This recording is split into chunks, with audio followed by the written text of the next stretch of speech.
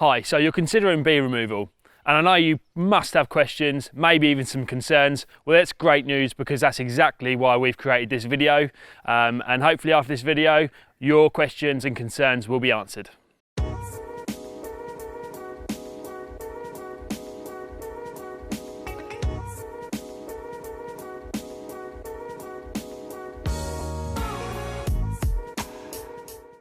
So we've got around a 10-step process to get this job started. So the first step is a thorough survey. That's where we come to site, we can fly drones up to chimneys or walls, we can do investigations with special boroscopes to see where the bees are. We can also use infrared heat detecting equipment if we need to, and then we can put together a quotation and a report based on what we found and how to get the bees removed. So the second step after the quote's been accepted is to then put the scaffold up. Probably 9 out of 10 jobs we do, we actually use scaffold. So really working from height can be anything above a foot, and we need to make sure that we've got a platform as near to the bees entrance or to where the bees are located as possible. Sometimes even working inside a room, we'll have scaffold there to actually access the ceiling boards as well. So scaffold and safe working height equipment is really important, and that's the second step. So the third step is building fabric removal. So that's where we actually take the building fabric away to actually expose the honeycombs and the brood combs and where the bees are, so we can get the job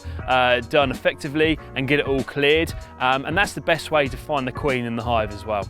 So the fourth step is the live honeybee and comb removal, and that's where once we've exposed it, we'll actually cut those out of the building void as well, and put those into frames and into a hive or a nuke box ready for relocation.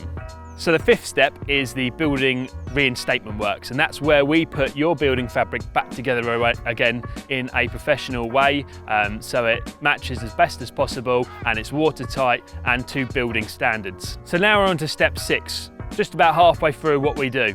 So on this step, we need to do the bee proofing. So to stop honeybees coming back to that same location is really important, because they will do anything they can to get back in there to recolonize an area. Even if all the honeycomb and brood comb is removed, they will still want to get back in there. They can still smell that something's been there before, and they will try, other swarms will try to recolonize that space. So bee proofing is vital.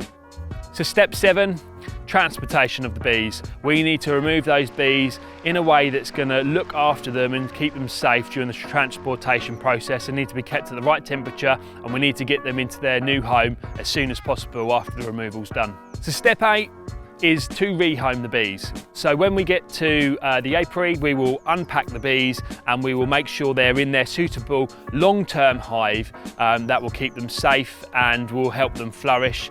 And we have a number of beekeepers we take our bees to, and a couple of the technicians here and myself keep bees as well. So step 9 is a site clear up. That's really important.